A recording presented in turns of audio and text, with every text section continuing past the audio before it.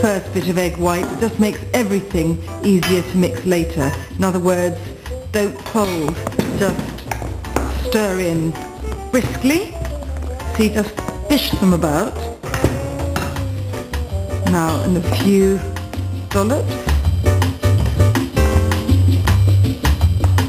I love the way the air bubbles up as if this mousse has got a life of its own. It's marginally easier to fill the glasses if you pour from a jug. So let's get this in here.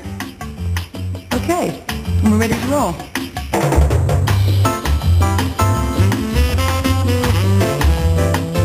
I like to put a few raspberries in the bottom of each of those glasses and then pour the mousse on top.